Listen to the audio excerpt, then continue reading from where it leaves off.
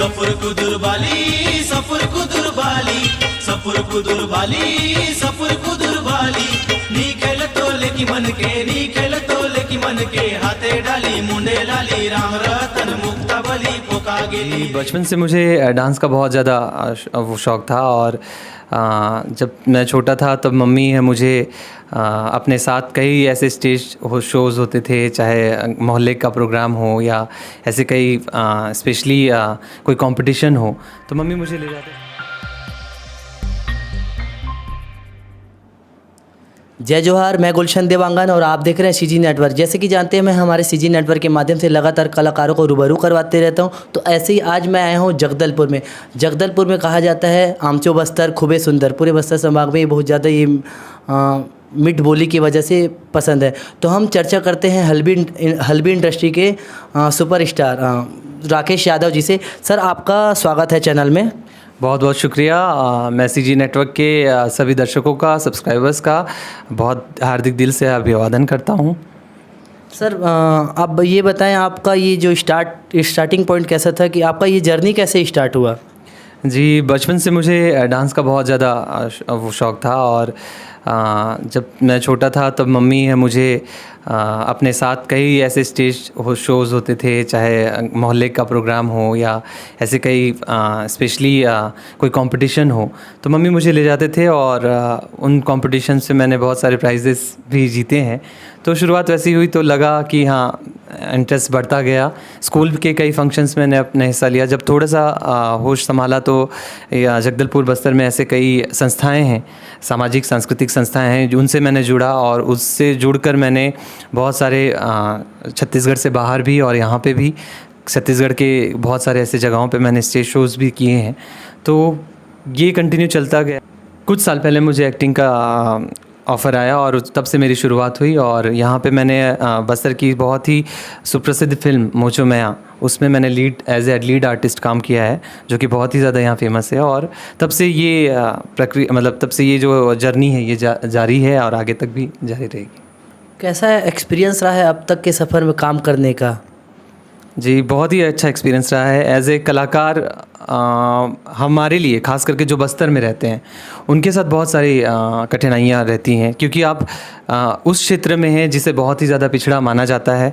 हालांकि बस्तर बहुत ही ज़्यादा डेवलप्ड है, अभी बहुत सारे विकासशील है, लेकिन अक्सर ये होता था कि रायपुर की दूरी हमसे बस्तर से 300 किलोमीटर है, जो कि कहीं ना कहीं विकास से थोड़ा सा हम पीछे हो जाते हैं। चाहे आप इंडस्ट्री की बात लें, चाहे आप किसी अदर विकास की बात लें, तो कहीं ना कहीं हम लोग के साथ दिक्कत होती है। रही बात कला के लिए, तो यहाँ पे ऐसा होता था कि आपको वो प्लेटफॉर्म सही नहीं मिल पाता था, क्योंकि यहाँ ऐसे ऑफ़र्स भी नहीं है, यहाँ ऐसे संस्थाएं भी नहीं है एकदम से जो इन चीज़ों को बनाती हैं। कुछ ही लोग थे, जो भी हैं आपको उन्हीं के साथ मिलकर काम करना है और वैसी ही आपको बनाना। आज भी वही स्थितियां हैं। तो कहीं ना कहीं दिक्कतें कलाकार के लिए आती थी कि उनके पास बहुत सारे ऑप्शन नहीं है। वो अपना एक करियर अगर बनाना भी चाहते हैं तो बस्तर में रह के नहीं बना पाते थे। तो बहुत सारी दिक्कतें मुझे शुरुआती दौर पे आई हैं, क्योंकि कई ऐसा था कि आपके पास टैलेंट है लेकिन आप उसे कहाँ पेश करें, कौन आपको वो मौका दे। बस्तर में रह के, खास करके रायपुर आप जा नहीं सकते थे, उस समय ऐसी स्थिति थी।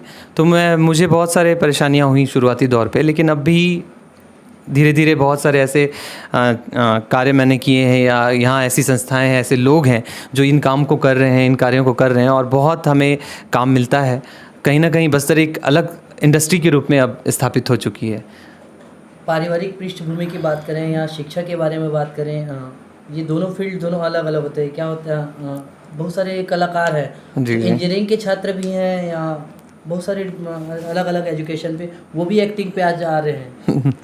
मैं आपको पारिवारिक का तो यही है कि बहुत ही मिडिल क्लास फैमिली से ही हूँ, क्योंकि घर का जो संघर्ष रहा है, मम्मी पापा ने शुरुआती दौर पे तो बहुत मजदूरी करके हमें बड़ा किया है। और उसके बाद ऐसा रहा कि मैं स्कूल टाइम तक तो टॉपर रहा हूँ, क्लास टॉपर रहा हूँ हमेशा। खुद पढ़ता भी था और ट्यूशन्स भी लेता था। अगर मैं 9th क्लास में रहा हूँ तो मैं 8th क्लास के बच्चों का ट्यूशन लेता था।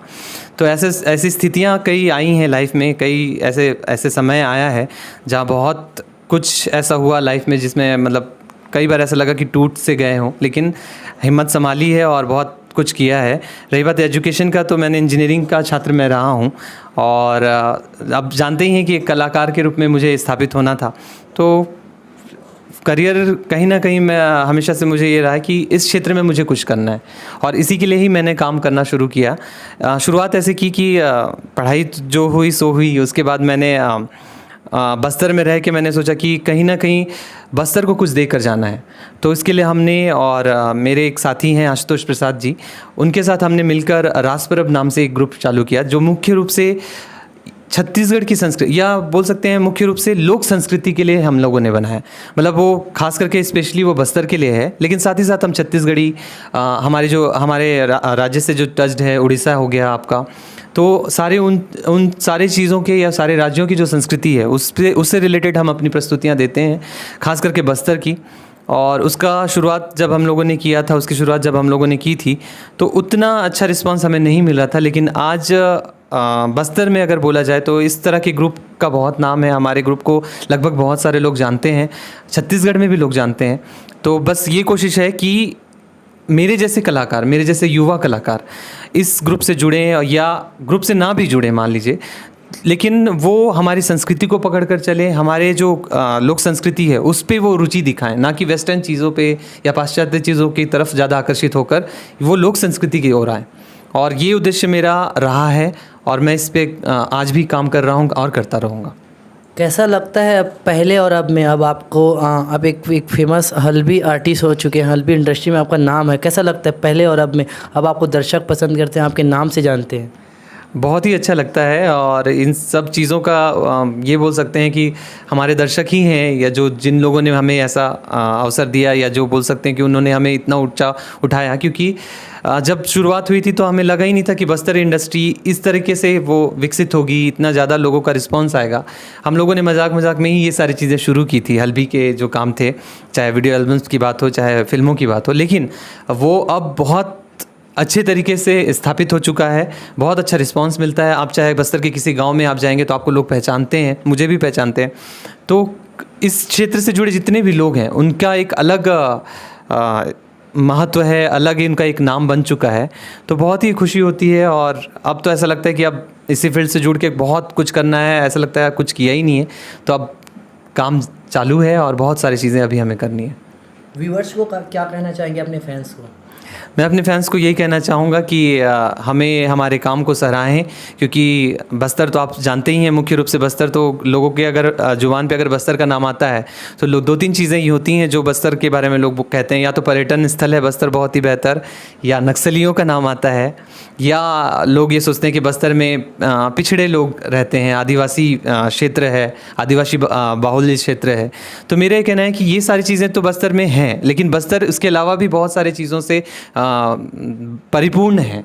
चाहे यहाँ की कला हो, यहाँ के कलाकार हों, यहाँ की संस्कृति हो, ये भी किसी जगह से कम नहीं है। चाहे बस्तर अपने आप में बहुत समृद्ध है इन मामलों में। तो मुझे ऐसा लगता है कि लोग इन चीज़ों को भी सराहें, इनके लिए भी सपोर्ट करें, चाहे प्रशासन हो, चाहे लोग हों, चाहे दर्शक हों, चाहे हम ही क्यों ना हो। तो मेरी बस ये गुजारिश है कि हमारे काम को सराहें और हम तभी कुछ अच्छा कर सकते हैं, तभी हम आगे बढ़ सकते हैं जब तक लोगों का ही कह सकते हैं सहायता ना मिले, लोगों का ही हमें सपोर्ट ना मिले। तो बस वो सपोर्ट की गुजारिश है, सपोर्ट की कामना है कि लोग हमें उस तरह का सपोर्ट दें और हम बहुत सारे काम करें और बहुत आगे तक जाएं, अपने बस्तर को लेकर जा सकें। तब तक के लिए बने रहें सीजी नेटवर्क के साथ। मैं गुलशन देवांगन। जय जोहार, जय छत्तीसगढ़।